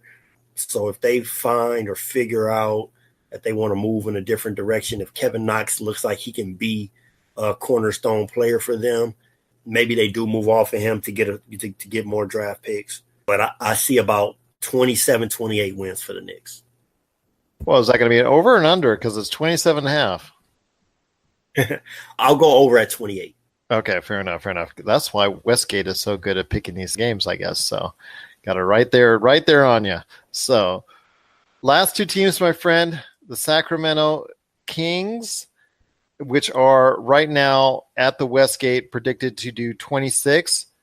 Little bit under what Vlade Divac, general manager of the Sacramento Kings, picked on his whiteboard that was showing on a picture on social media, showing that they were projected to do 29 wins. Okay, that's great that you just have all your plans out there for everyone to see. But then again, that's just a sign of the whole team as a whole. And it hurts me to say that because I loved Vlade so much when he was a Laker. But got to call a spade a spade. You got it, my friend. Just like said, like the whiteboard's behind you or right there. It's like, okay, I say, what does that say? Sacramento Kings 29 wins. Oh, there you go, my friend. There you go. Too funny because I just can't believe that organization still does the things it does. But your thoughts on the Sacramento Kings? A lot of young talent. Let's give them props for at least getting that. Is it elite enough to get them beyond the 26 win plateau because you've got De'Aaron Fox, you've got Marvin Bagley III, you've got Willie Cauley-Stein, you've got Harry Giles that's now healthy and coming back. To me, I don't think it's quite enough. I'm sorry to say. I think the future looks good if they can get a cornerstone piece for it. But right now, 26 wins to me is asking a little bit too much, especially in a loaded Western Conference. I think I see 22 to 24 wins for the Sacramento Kings. I have them higher, man. I think they have talent up and down that roster. To me, it's not more of a talent question. It's a front office question. It's a management question. It's a coaching question. Do you realize that Zach Randolph should not be starting? Do you realize that Marvin Bagley is your guy? Harry Giles should be coming off the bench. Are you going to play Buddy Hield more than 17 minutes a game and then get mad because he's not scoring the way he should be? You know, those kind of things. Are Scalabiciere going to get time? Like, are you going to keep Costa Kufis off the court? Like, what are you going to do? Are you going to play your young guys and let them go? Or are you going to hinder them with veterans who do not help your team? And who should be traded to get more assets? Right. So you have a point guard. What are they going to do with Willie Cauley-Stein? I've heard trade rumors about him. You have De'Aaron Fox. I think you have legitimate pieces at most of the positions on your court. I think, to me, De'Aaron Fox, Buddy Hield, Marvin Bagley are all legitimate pieces to go, okay, this is who we're going with. Even Willie Cauley-Stein, if that's who you want to keep, if you want to try to start Scalabiciere, who are you going to go with? I think if you can just have some camaraderie and some solidarity with your plan and move forward with it, I think they can win 32, 33 games just based off talent and youth and athleticism, getting up and down the court. Yeah, I think the Western Conference is better, but you still get to play Eastern Conference teams. Now, I don't think the difference in Eastern and Western Conference at the top is huge, but the lower end there aren't great teams up and down the bottom ends of those rosters. I mean, those conferences. So they can get wins. It's about beating the teams you're supposed to beat, and how many can you snatch from teams that you weren't supposed to beat. So I think they can get. I think they just have a lot of from the teams that we've talked about that are on the lower end. I think they have more talent than probably all of those teams. Out right there with Phoenix, except for the fact that Phoenix doesn't have a point guard. You know, Marvin Bagley was the second pick in the draft. Buddy Hield was, a lottery pick. De'Aaron Fox was a top 5 pick. So these guys, at some point, they're going to have to become players. I think De'Aaron Fox is going to show something, not all-star level or anything like that, but in his second year, Marvin Bagley, I think, will be a legitimate Rookie of the Year candidate. They have length, they have athleticism. So I think that Sacramento, the arrow is pointing up. So I would give them about 31, 33. I'm going to go with 33 wins for Sacramento. Well, like you said, they do have a lot of length, a lot of athleticism. They've got a lot of 6'10", 6'11" players that are fast, athletic, and can do a lot of things. But is it too many of the same player, and do they need to build other talent around those players, or maybe mix in or trade away maybe one or two of those assets along with a Zebo and a Costa Kufis to get in a better mix of players that might fit in better to the team? Because you can only have so many of the same type of dimension player that are fighting for those same amount of minutes. I see what you're getting at. And do you have enough confidence in the front office and also the coaching staff to get the max amount of wins? I personally don't, but I could be proven wrong. And hopefully I will be, because like you said, based on promise and based on what's on paper, they should be about 30 to 32 wins. I just don't see it because of the fact that I think so much of that organization holds them back from any positivity each and every year. So Even from the owner who wanted to go ahead and have that cherry picking offense where there was one player playing on the other end the whole time. So I remember when he came out with that comment, I was just like scratching my head. Yeah, I just think they won 27 games last year. I think Marvin Bagley will make them that much better. And I think they'll be able to get, another few wins based off experience. 33 wins, that's a 6-win difference. I think that's a viable, attainable goal for them. All right, my friend. Last team that we're down to, and that is the Atlanta Hawks. Your Atlanta Hawks, my Atlanta Hawks, they're now projected for a paltry 23 wins. Trae Young, the leading scorer and assist guy in the NCAA, although he has been ravaged this whole summer. I think he's been a little bit unfairly picked on, but there's been times where his game has really looked ugly. He's looked out of position. His size, a lot of experience issues. I've told you he was really outclassed by Mike Conley the other day. Your thoughts on the Atlanta Hawks, 23 wins. I don't think 23 wins is going to be able to make it for them. I see them going into the tank machine and really going deep into the tank. And I see about maybe 17 to 18 wins at the most for them, especially if they're really into tank mode and really just going ahead and just try and just ride it on out with just Trae Young and whatever youth that they have there. Your thoughts on the Atlanta Hawks? Is 23 wins enough, or is 23 wins a little bit too much? I think it's too much. They don't have talent. They don't have enough talent on that roster. I don't think their desire is to win that many games. Trae Young is he's gonna have an up and down rookie year. He's not a big guy. I think he's smaller than his statistics suggest. He's an offensive guy as far as his ability to be quick and decisive, anything like that is all offensive. I think he's going to be defensively deficient for most of his career, but he can shoot and he can score, and that's going to create some excitement. So I think that's what they got him for, but they're going to be looking for the first pick in the draft and top 3 picks for the next probably 2 to 3 seasons. I think it's going to be a hard time in Atlanta. It won't be hot Atlanta for a little while. It's going to be kind of like cold, like drainy drizzle Atlanta for a little while. And I agree with you on that. I mean, it's going to take 2-3 years to turn it all around. And it's just so sad because not too long ago, they were a 60-win team. It's just falling apart from there. So, all right, my friend, that does it for the NBA teams on our list. One last thing before we head on out, my friend. A lot of people in this league, they look towards singular star players to make the big impression with the fans out there. None more so than the MVP each and every year that everybody looks upon. Who is going to be this year's James Harden, in your opinion? A lot of candidates out there. There's no one really hurt outside of a fringe player like Porzingis, like we were talking about, that it could really just any type of small impact on it. Everybody seems to be at a healthy point right now, with Durant, Curry, and Golden State. You've got Harden trying to see if he can win back-to-back MVPs in Houston. You've got LeBron in LA. You've got Antetokounmpo in Milwaukee. You've got Davis in New Orleans. You've got so many other great choices that are out there. Your thoughts on the MVP? Who do you think is going to win it and why? My top 3 for this year, I think it'll be Giannis, Antetokounmpo. I think Anthony Davis will be there, and I think LeBron will be there. And I think LeBron wins it.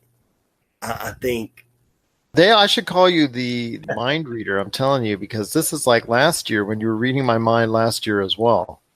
Yeah, I think when you see what he does for that team, like I said, I think they'll win 52, 53 games from 35.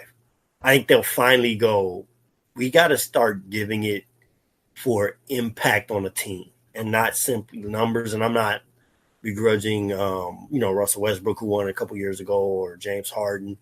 One thing about it is the MVP is voted on by writers and journalists. So it's not always to the best player. A lot of times they go, what is the story that we, that this encapsulating story that we want to talk about, that we want to write about, that we want to praise. And those guys get a lot of times votes for MVPs, or you take away a vote from MVP because you're tired of talking about this guy, or that, for them, that story is dead. But him going from Cleveland to LA and taking that team from a 35-win team to what I think will be 53, 52 wins, he'll still put up LeBron-like numbers, and he'll bring the Lakers back to a prominent level in the NBA from where they've been middling for the last few years. To me, is a story that they'll love, and he'll deserve it on the court as well, as much as he'd ever have. So I think LeBron will end up winning the MVP this year, and he'll get the Lakers to probably the conference semifinals, and that'll be enough to get him the MVP. Wow. And you folks, you have no idea how hard it was for Anthony Barbarin to come out and say that. Again, gritting through his teeth the entire way, and I don't blame him a bit as a lifelong Clippers fan that he is. So I just, it warms my heart as a Lakers fan. I'm going to put him right now at number 2. If he does go above 50 wins, you can guarantee it that he will win the MVP. But I picked them around 48. So that being the case, which will put them about 5th in the Western Conference. If he's in the top 4, I think he gets it. I think he goes above 50 games. I think he gets it. But if he stays at the level that I predicted him at, I'm going to pick him number 2.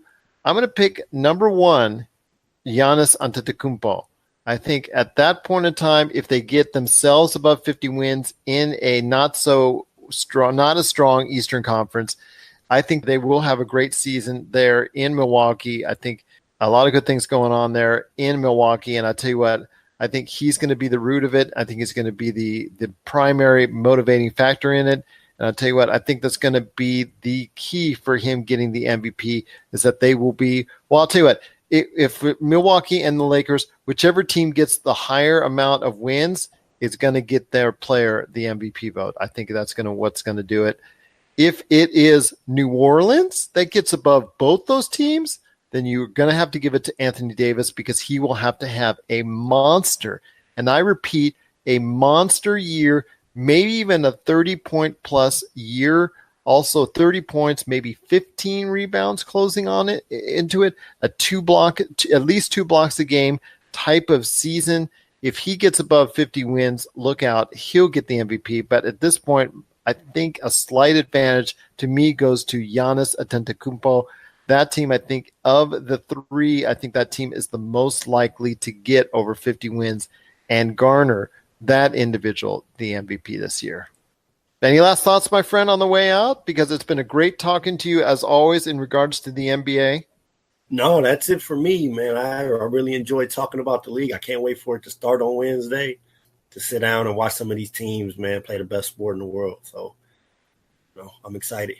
And if you have any questions, again, for Anthony Barbarin or myself on the NBA, please feel free to send us an email, popculturecosmos@yahoo.com.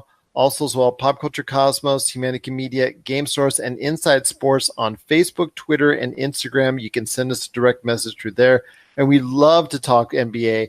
As you just listened just now, you listened to Anthony Barbarin and I talk for a long time in regards to it. I hope you got a chance to enjoy it and sit down. And we'd love to hear your thoughts on exactly where you think each team will end up, or your favorite team in the NBA, on how they'll end up in the 2018-2019 NBA season. My friend, it's been great talking to you. I'm going to get you back on the show again real soon so we can talk some more hoops and also some college football as well, because it's getting closer and closer to the playoff times and some interest in regarding the national championship. So I got to get you back on the air for that, and always talking about the round ball. College basketball is around the corner, and I was seeing some odds already, and, well, it looks like the old familiars are standing by as the top favorites again. So that could be just like picking Golden State all over again when it comes to college basketball is concerned. But that is for another day and another show, my friend. But for now, I truly appreciate you being part of the show, as always, right here on Inside Sports, Game Source, and right here on the Pop Culture Cosmos.